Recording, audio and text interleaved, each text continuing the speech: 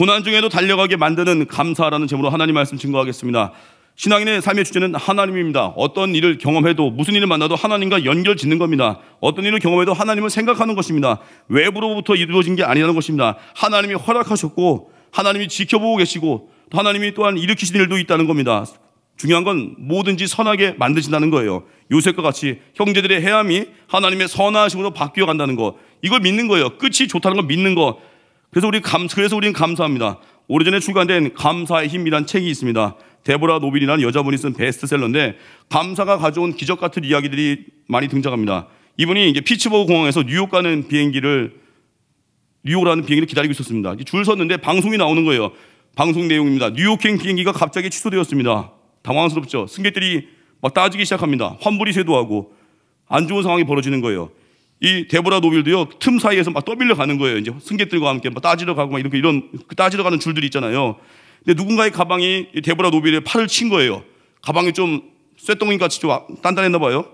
팔이 멍들었습니다. 근데 팔 친 그분은 사과가 없습니다. 화가 치미는 거예요. 팔은 아프고 비행기 못하면 생방송 진행에 차질이 빚어지는데, 그때 마음의 불평이 막 쌓여갈 때 문득 마음에 들려온 음성이 있대요. 그래도 감사해야지. 데비야, 그래도 감사해야지. 막 이 음성이 들려오더래요. 순종했대요. 억지로 오케이 감사할게요. 억지로 말했대요. 그때 막 마음이 평안해지더래요. 억지로 감사했는데. 그러면 생각합니다. 이분이, 데보라 노빌이, 비행기가 지연됐을 뿐이지 사고 나지 않은 게 감사합니다. 또 하나 무슨 생각했냐면, 혹시 스케줄대로 탔다가 만약 사고라도 났다면 살려주신 게 감사하고, 또 자기만 못한 게 아니라 주변 사람도 많이 못하니까 또 위로가 되는 거예요. 그래서 다시 얼굴이 밝아지고, 자기 차례가 되었을 때 직원 앞에 섰을 때요, 오히려 땡큐 그랬대요. 땡큐. 그때 이 직원들이 의아하게 바라보는 거예요. 아니, 지난 몇 시간 동안에 불평자들만 만났는데 이 사람은 뭐 믿고 땡큐라고 할까? 놀란 거예요. 그 땡큐라는 말을 듣고 직원의 마음이 풀리면서 그 데보라 노빌에게 말했대요. 모든 게 잘 되길 바랍니다. 덕담을 했대요. 그리고 이제 데보라가 노빌이, 이분이 비행기 갈아타려고 다른 터미널로 이동하는데 조금 전에 만났던 그 직원들을 만난 거예요. 근데 직급 높은 한 직원이 명함 주면서 얘기하더래요. 비행기가 여의치 않으면 연락을 달라는 거예요. 이거 무슨 또 친절? 이제 터미널로 달려가는데 또 자리가 꽉 찼더래요. 이제 못할 것 같았는데 승무원 한 명이 다가온 거예요. 사실 공고하지 않았는데 뉴욕행 비행기가 곧 출발하는데 딱 한 자리 남았습니다. 제가 전화할 테니 빨리 달려가세요. 얼굴도 모르는 승무원이 또 친절을 베풀어줘서 딱 한 자리 남은 데를 가게 됐습니다. 비행기 탔습니다. 이제 좌석 번호가 33D였어요. 33D. 맨 끝줄이에요. 화장실 앞이래요. 저는 화장실 앞자리 좋은데, 언제든 편안하게. 근데 어찌되고 불편한 자리일 수 있잖아요. 근데 이분이 그래도 감사했대요. 그래서 승무원이 또 따라오려더니 이렇게 얘기합니다. 맨 앞자리 1등석 자리가 비었으니까 거기 앉으래요. 최악의 상황에서 지친 직원에게 땡큐라는 말 한마디 했더니 이게 연쇄 반응을 일으켰다는 거예요. 이게 우연 같습니까? 데보라는 이것을 땡큐 파워라고 부릅니다. 땡큐 파워. 감사가 능력이 있다는 거예요. 닫힌 문을 연다는 거예요. 최근에 우리 삶 가운데 감사가 있습니까? 왜 감사가 없을까요? 희생해 본 적이 없는 거예요. 왜 감사가 없을까요? 전도해 보지 못한 거예요. 왜 감사가 없을까요? 은혜에 대한 인식이 없는 거예요. 내가 받은 은혜는 생각하지 않고 내가 받을 대우만 생각하니까.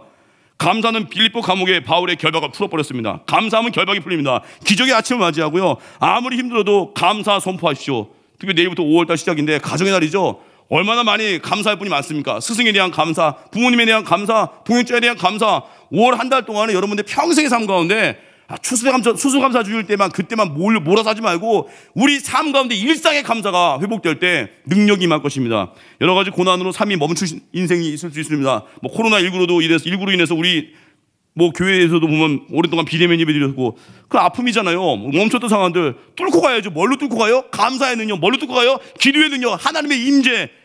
그럼 승리한다는 거예요. 세 가지입니다. 오늘 첫 번째, 신실한 믿음. 두 번째, 은혜에 대한 깊은 인식. 은혜를 깨달을 때 헌신한다는 거예요. 세 번째, 감사에 대한 뭐예요? 합당한 헌신.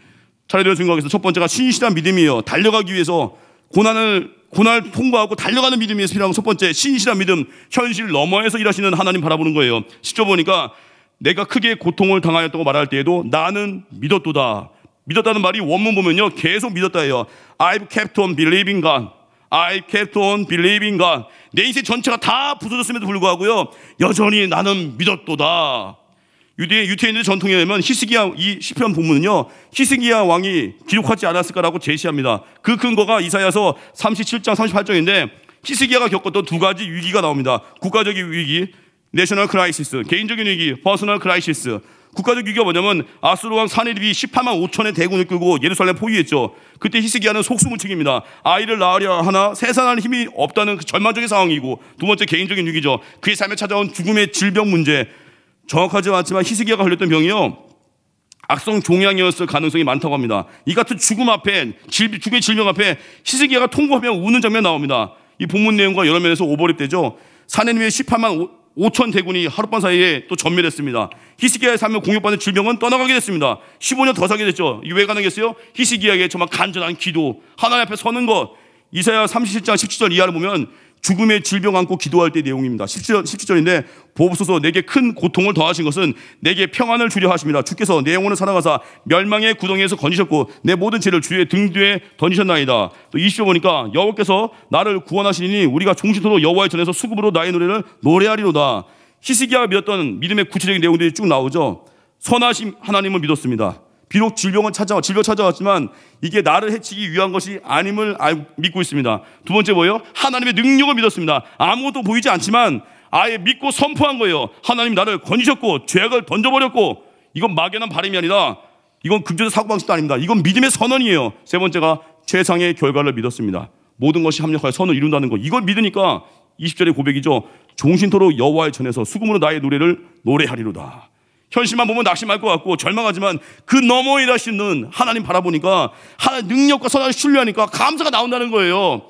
하나님 우리를 사랑하십니다. 하나님 우리를 인도하십니다. 반드시 끝을 좋게 받으십니다. 현실 넘어 일하시는 하나님 바라보면서 미리 감사하는 거예요. 어려워도 절망스러워도 감사로 뚫고 나아가십시오. 두 번째가 은혜에 대한 인식입니다. 은혜를 모르면 감사가 안 나옵니다. 17절에 보니까 저자가요, 감사제를 드리겠다는 고백합니다. 17절 보니까 내가 주께 감사제를 드리고 여호와 이름을 부르리이다. 최악의 상황에서도 감사제를 드리겠대요. 왜 그러겠습니까? 은혜 때문에. 5절 보니까 여호와는 은혜로우시며 의로우시며 우리 하나님은 긍휼이 많으시도다. 6절에서 또 8절 보니까 은혜에 대한 구체적인 내용이 나옵니다. 6절에서 지키신다, 구원하셨다. 7절에 후대하심, 하나님 나에게 최상의 축복을 주셨다는 거예요. 8절에 넘어지면서 건져내심, 눈물에서 사망해서 이 은혜에 대한 경험을 하니까 12절의 고백이죠. 내게 주신 모든 은혜를 내가 여호와께 무엇으로 보답할꼬. 이것이 있어야 참된 감사가 나온다는 거예요. 은혜에 대한 깨달음을 가져야 된다는 거예요. 만일 내 마음에 감사가 없습니까? 우리 마음에 감사가 없습니까? 감사가 있긴 하지만 너무 얄팍합니까? 너무 건성입니까? 한번 하나님 바라보시고 주변을 진짜 깊은 은혜의 시각으로 바라보시죠. 눈이 열려야 돼요. 은혜는 곳곳에 있다는 거예요. 저도 오늘 이 새벽에 이렇게 설교할 수 있는 거 은혜 아니겠습니까? 어제도 이렇게 창원으로 왕복 10시간 되는 거리 장례식장 다녀오고도 또 하나님께 증거할 수 있는 또 하나의 기회와 건강 주신 거 감사한 거 아니에요? 저는 오늘 아침 새벽에 깰 때 참 감사했어요. 어제 또 왕복 멀리 갔다 오다 보니까 또 피곤해서 못 깨면 어떨까 하고 제 아내한테 내가 혹시 못 일어날 수 있으니 꼭 스탠바이 하고 있으라고. 아내가 또 무슨 고생이에요. SF 보면서 저까지 또 스탠바이 해야 되니까. 다행히 제가 먼저 깼어요. 먼저 깨가지고 딱 움직이면 이제 아내가 이제 안심하고 잤겠죠. 중요한 건 뭐냐면 눈이 열려야 돼요. 그 일상에 대해서 감사가 터져나와야 돼요. 그냥 주어진 일상이 아닙니다. 그냥 주어진 새벽이 아닙니다. 그냥 만난 그냥 간 회사가 아닙니다. 사람 살리라고 보냈고 그냥 허락한 가정 아니에요. 사람 살리라고 그 가정을 허락하셨고 이거 깨달으면요 어찌 감사가 안 나오겠습니까? 헬렌 켈러가요 하루는 숲속을 다녀온 자기 친구에게 질문했습니다. 헬렌 켈러가 숲속을 지나가는 동안에 무엇을 봤니? 친구가 답하기를 뭐 특별한 거 없어. 뭐 그런 거 아니야? 늘 보던 평범한 거야. 그때 헬렌 켈러가 이해가 안 됐다는 거예요. 아니 두 눈을 뜨고도 두 귀를 열고도 특별히 본 것도 들은 것도 할 말도 없다니 이게 어찌된 일인가. 사실 우리가 평소 느끼는 경험하는 당연시적인 일상이요 헬렌 켈러에게는 굉장히 소중한 갈망이었습니다. 그래서 헬렌 켈러가 이 상황을 이걸 계기로 쓴 유명한 수필이 있습니다. 내가 사흘 동안 볼 수 있다면 3 days to see. 이 수필이요 1933년 1월 달에 애틀랜틱 먼슬리라는 잡지에 게재됐습니다. 미국 사회에 엄청난 반향을 일으켰습니다. 당시 미국 사회의 경제 대공황 후유증으로 말미암아서 수많은 미국인들이 낙심했었습니다. 그런데 이 내가 사흘 동안 볼 수 있다면 3 days to see. 이 한편의 서사시 같은 수필이 큰 위로와 도전을 준 거예요. 리더스 다이제스트 같은 경우는요 이 수필을 20세기 최고의 수필로 뽑기도 합니다. 내용입니다. 내가 사흘 동안 볼 수 있다면, 첫째 날 설리번 선생님을 찾아가 이제껏 손끝으로만 만지던 선생님의 얼굴을 몇 시간이고 물끄러미 바라보겠다. 둘째 날 먼동이 트며 밤이 낮으로 바뀌는 웅장한 기적을 보고 저녁에는 보석 같은 밤하늘의 별들을 바라볼 것이다. 셋째 날 큰 길에 나가 일터로 나가는 사람들의 얼굴을 보고 저녁에는 쇼윈도에 진열된 아름다운 물건들을 보며 집으로 돌아와 사흘 동안만이라도 볼 수 있게 해주신 하나님께 감사의 기도를 드리겠다. 헬런 켈러가 그토록 소망했던 이 모든 것, 우리 지금 할 수 있죠? 얼마나 감사하겠습니까? 우린 매일 겪는 평범한 일들인데 헬런 켈러에겐 이것이 기적입니다. 너무나 소중한 갈망인 거예요. 우린 이런 일들을 늘 경험하는데 왜 감사가 없습니까? 은혜에 대한 인식이 없어진 거예요. 얼마나 소중한 은혜인데. 저도 자녀 이렇게 새 키우지만 말씀드렸었죠? 첫째 딸 경의선 숲길 지나가다가 그 진돗개 이따만한 그 큰 개한테 얼굴 물릴 뻔했거든요. 걔가 앞발 탁 들고 제가 뒤에서 아이가 먼저 아이가 5살 때였어요. 경의선 숲길에 대한 상처가 있어요. 아이가 먼저 뛰어가는데 저는 뒤에서 바라보니까 괜찮겠지 했더니 개 한 마리가 따라가는 거예요. 앞발 딱 들고 있는데 그때 마음이 덜컹 짧은 저의 외마디 비명 같은 기도, 주님. 근데 그 개가 앞발 들고 팍 물면 저희 딸 볼이 없어졌을 텐데 딱 요 정도 거리에서 멈췄어요. 걔가 딱 멈추더라고요. 걔가 딱 그 정지하면 그때 생각하면요, 아찔하고 지금 뛰어다니는 우리 아이 보면요 감사해요. 덤으로 주어진 인생. 저도 살면서 예전에 한번 헤드폰 끼고 이어폰 끼고 길 건너다가 빨간 브리즈도 올리고 이어폰 음악에 침실해서 건넌 적이 있어요. 고향에서 차가 제 앞을 그냥 휙 지나갔어요. 그 바람이 지금도 느껴져요. 20대 때. 저것도 죽었어 몸이에요. 지금 여기 단위에서 또 여러분들과 함께 교제할 수 있는 거 덤으로 사는 인생 아닙니까? 예수로 사는 인생 찬양할 때 저는 그런 마음을 가져요. 늘 덤으로 사는 인생. 우리 다 덤으로 삽니다. 위기 다 있었을 거요. 어려움이 있었을 거요. 관계 아니면 질병 어려움이 있었을 거요. 그걸 이기게 하신 하나님을 기억하면요, 어찌 우리 일상에 대해서 감사가 안 나오겠습니까? 우리 주어진 것들 당연한 것 같습니다. 이런 무감각한 우리를 위해서 헬런 켈러가 다음과 같은 충고를 남겼습니다. 내일이면 귀가 안 들린 사람처럼 새들의 지저김을 들어보라. 내일이면 냄새를 맡을 수 없는 사람처럼 꽃향기를 맡아보라. 내일이면 더 이상 볼 수 없는 사람처럼 사람들을 보고 세상을 바라보라. 와닿지 않습니까? 오늘 하루, 주어진 하루 소중하게 살아가십시오. 그리고 만나는 사람도 소중하게 여기십시오. 나의 부모님, 나의 동역자, 나의 모든 직장 상관 동료들 너무 귀하게 여기고 그들에게 복음을 증거하고 살아가십시오. 세 번째, 감사에 대한 헌신입니다. 13, 14절 보니까 내가 구원의 자를 들고 여호와 이름을 부르며 14절 여호와의 모든 백성 앞에 나는 나의 서원을 여호와께 갚으리로다. 예전에 그 지미 펄론이라는 분, 투나잇쇼 진행자인데 이분이 광고에 나와서 이런 말을 했습니다. Thanksgiving is thanks and giving. Thanksgiving is thanks and giving. Thanksgiving이 뭐냐면 땡스한 후에 실제로 주는 거래요. 감사합니다 하고 입 싹 닫는 게 아니라 땡스한 후에 실제로 주는 거. Thanksgiving is thanks and giving. 참 와닿지 않습니까? 사도 바울은 어떻습니까? 데살로니가전서 2장에 보니까 우리가 감사하는 게 마땅하다고 하고요. 5장에서 뭐예요? 감사가 그리스도 예수 안에서 우리를 향하신 하나님의 뜻이래요. 마땅한 게 감사, 하나님의 뜻이 감사. 오래전에 R.A. 토네이 목사님이요, 그 바이올라 대학에서 총장 섬길 때 LA 지역 한 교회에서 설교를 했습니다. 그 설교 중에 실화 하나를 예화로 소개했습니다. 미국 중동부의 명문대 중에 노스웨스턴 대학이 있는데 거기 그 대학은요 미시간 호수를 끼고 있다고 합니다. 진짜 캠퍼스가 아름답대요. 근데 그 대학에 전설적인 인물 에드워드 스펜스라는 사람인데요, 1860년 9월 8일 새벽에 무서운 폭풍과 몰아친 어느 날 밤에 300여 명을 태운 배 한 척이요 침몰 당하는 사건이 벌어졌습니다.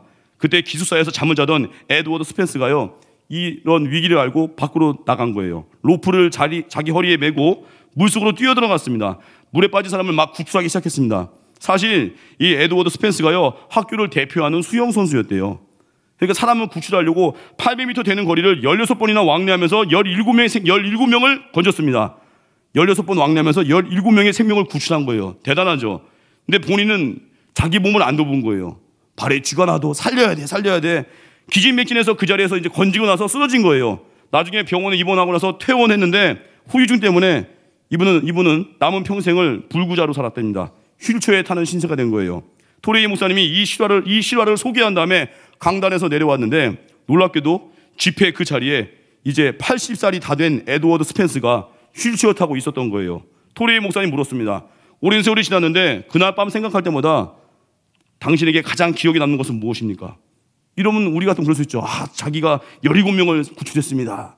자기가 그때 정말 위기 가운데 달려들어갔습니다. 이런 말 할 줄 알았는데 이분이 에드워드 스펜스가 얘기하더래요. 내게 기억나는 건 이겁니다. No one said thanks. No one said thanks. 아무도 감사하다 말을 하지 않았습니다. 17명을 건졌는데 자기 몸 안 돌보고 17명 건졌는데 아무도 감사하다 말을 안 했다는 거, 그게 기억이 난대요. 여러분, 이와 동일한 현상이 우리에게 있지 않습니까? 예수님 어떤 분이에요? 이 에드워드 스펜스 그 이상이죠. 예수님 자기 삶을 우리 위해 바치셨습니다. 인류 구원의 길을 여셨습니다. 자기의 모든 영광을 포기하셨습니다. 권리를 내려놓으셨습니다. 온몸에 채찍 맞고 살점이 뜯기고 심장이 파열되고 피를 쏟아가면서 우리 건지셨습니다. 이런 예수님께 감사의 찬양을 드리셨습니까? 감사할 때 우리 인생의 감사의 능력이 우리를 통해서 달리게 합니다. 감사 파워가 우리를 일어서게 합니다. 은혜에 대한 인식이에요. 빚진 자의식이에요. 그리고 우리 고난 때문에, 질병 때문에 멈춰버린 사람들, 경제적 어려움 때문에 멈춘 사람들, 이제 어떻게 해야 돼요? 구원의 잔을 높이 들고 내게 주신 은혜를 잊지 아니하며, 구원의 은혜 잊지 아니하며 하나님의 이름 부르며 감사 찬양으로 주께 나아가시오. 우리 앞길을 여실 것입니다. 보호하시고 건져내셔서 반드시 승리하게 만드실 것입니다.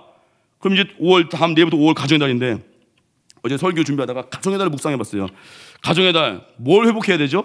당연히 우린 예배가 중요하죠. 또 하나가 부모님과의 관계예요. 출애굽기 20장 12절 보니까 내 부모를 공경하라. 그리하면 내 하나님 여호와가 내게 준 땅에서 내게 생명이 풀리라. 또 에베소서 말씀, 에베소 6장 2절 3절, 내 아버지 어머니를 공경하라. 이것은 약속이 있는 첫 계명이니 이로써 내가 잘되고 땅에서 장수하리라. 우리 인생의 두 가지 주제가 뭐예요? 특별히 청년들의 주제 중에 잘 되는 거죠. 취업 잘 되든 결혼 잘 되는 거. 또 하나 주제가 뭐예요? 장수하는 거, 건강한 거.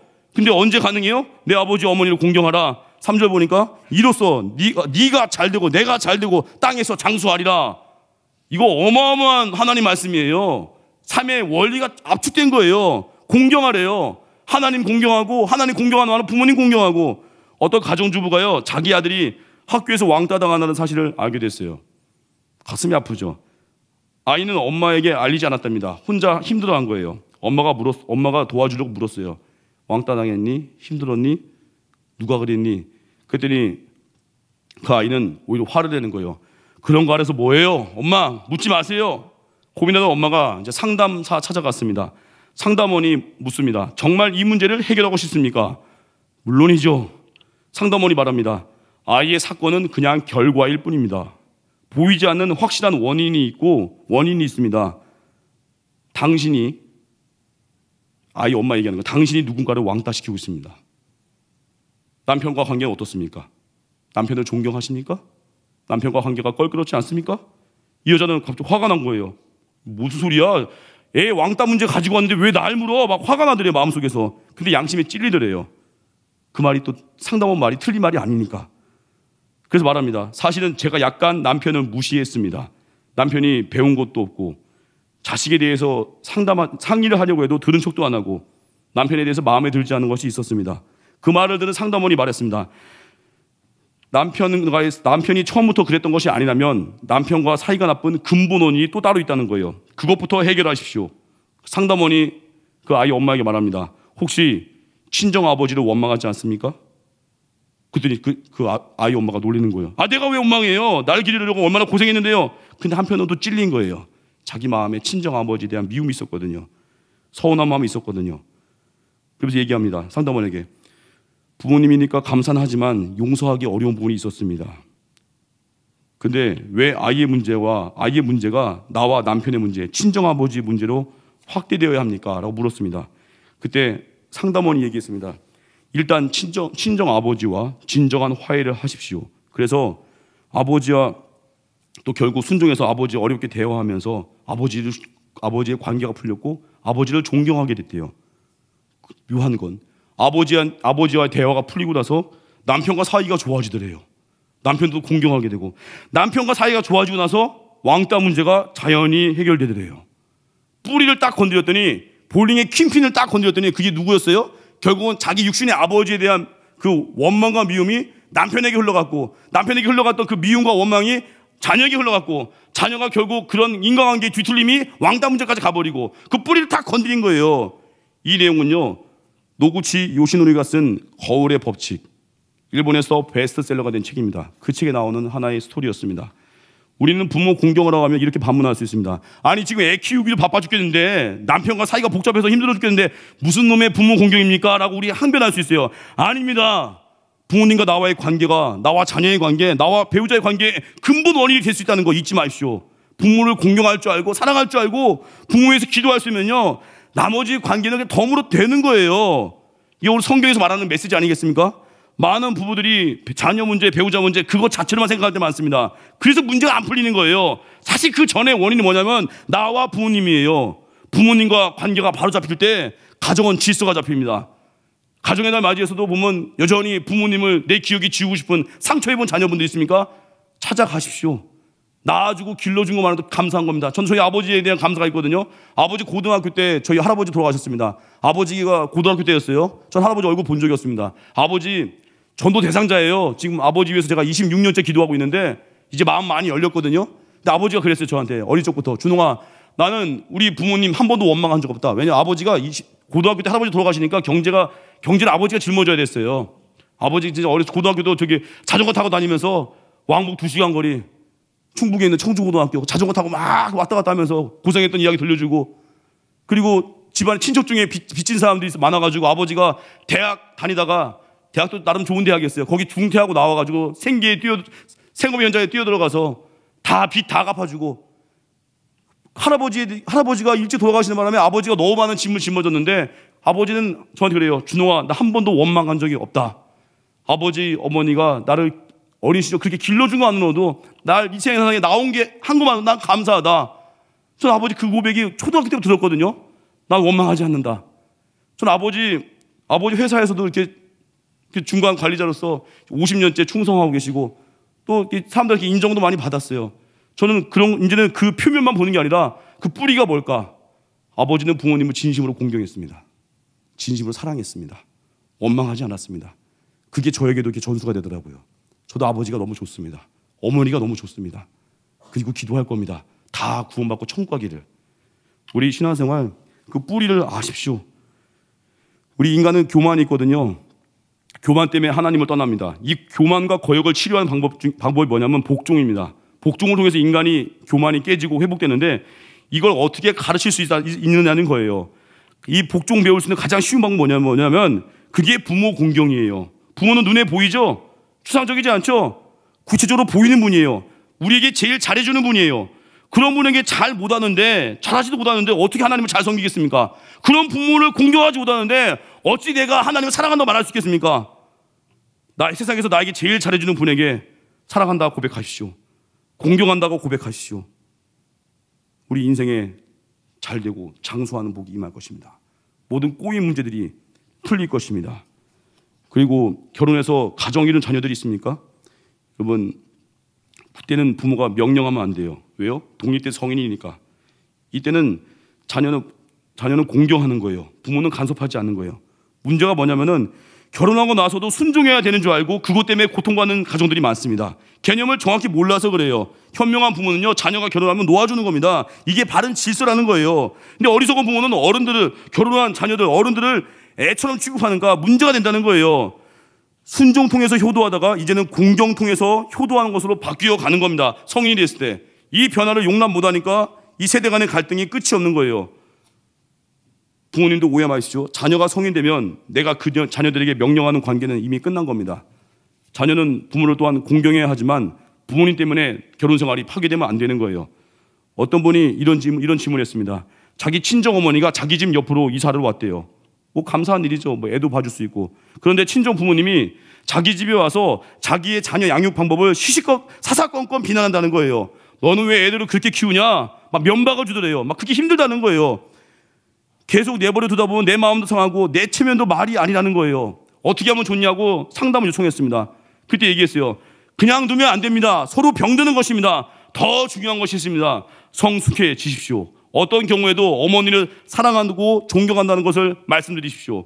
그리고 우리 집 오시는 거 환영한다고 말씀드리십시오. 그러나 말해야 합니다. 어머니 때문에 우리 집에 갈등이 일어나고 내 권위가 자녀들 앞에서 실수되고 있습니다. 말해야 돼요. 더 중요한 것이 있습니다. 나는 어머니의 어린 딸이 아닙니다. 가정을 이룬 성인들입니다. 내 자녀는 어머니 것이 아닙니다. 내가 부모로서 내 자녀를 기르도록 내버려 두십시오. 이렇게 말하라고 얘기했습니다. 이게 지혜죠. 성인 되었을 때. 그때는 공경함으로 나아가는 거예요. 오늘 결론입니다. 감사는 빌립보 감옥에서 바울의 결박을 풀었습니다. 감사하면 결박이 풀립니다. 기적의 아침을 맞이합니다. 아무리 힘들어도 감사를 선포하십시오. 삶이 되게 하십시오. 여러 가지 고난으로 삶이 멈추는 인생들은 감사함으로 달려가야 되거든요. 세 가지예요. 하나님에 대한 신실한 하나님에 대한 믿음, 좋게 만드시는 거예요. 끝을 좋게 만드시기 때문에 우리는 신실한 하나님에 대한 믿음 때문에 감사. 두 번째 뭐예요? 은혜에 대한 깊은 인식. 우리 덤으로 살아가고 있거든요. 헬런 켈러에게 주어진 사흘처럼 내게 주신 오늘 하루 감사로 시작하시고 오늘 새벽기도 오셨잖아요. 예배를 시작하는 거, 이게 파워고 이게 감사하는 거예요. 날 위해서 살지 말고 이제 예수 위해 사는 거, 죽어야 산다는 거예요. 세 번째, 감사에 대해서 뭐예요? 입만 싹 감사합니다 하고 입 싹 닫는 게 아니라 감사에 대한 합당한 헌신. 그래서 여러분 은혜로 가득 채우십시오. 부모와의 관계로 회복하십시오. 공경하십시오. 그리고 이제 성인이 되었습니까? 바운더리를 정하십시오. 그럴 때 모든 관계가 풍성해지고 열릴 것이고 뚫릴 것입니다. 자리에서 나가겠습니다. 주만 의지에 찬양하겠습니다.